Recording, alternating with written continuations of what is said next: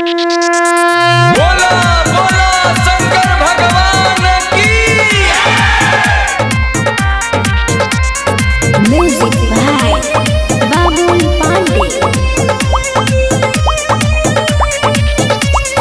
बरसता पानी अब केने हम लुकाई, देखी ना ये बम जी लगाई ना उपाय। लहू के न शिविर कोनो केने जाई जाई, कृपा करी बाबा रास्ता देखाई। चला बम रुक जा हमारा में ढुक जा, बोझल बाटे चिलम है जरा के तू फूक जा। बरसता पानी अब केने हम लुकाई, देखी ना ये बम जी लगाई ना उपाय। लहू के न शिविर कोनो केने जाई जाई, कृपा करी बाबा रास्ता देखाई। चला बम रुक जा हमारा में ढुक जा, बोझल बाटे चिलम है जरा के तू फूक जा।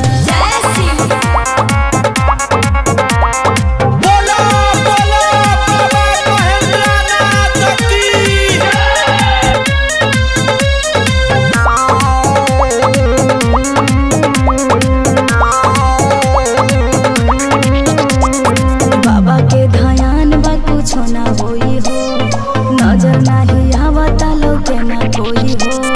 लागोतावे में आज छुट्टी नहीं हो, बाटे कमजोर घर टूटी नहीं हो। चल बम रुक जा हमारा में ढुक जा, बोझल बाटे चिलम है जरा के तू फूक जा। बरसता पानी अब केने हम लुकाई, देखी ना ये बम जी लगाई ना उपाय। लहू के न शिविर कोनो केने जाई जाई, कृपा करी बाबा रास्ता देखाई। चल बम रुक जा हमारा में ढुक जा,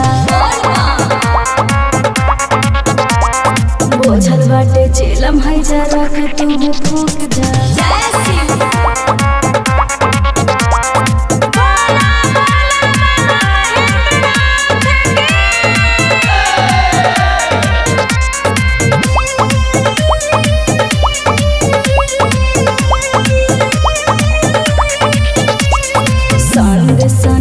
और नाम हवे का गावे आइल रहनी प्रोग्राम देवे का।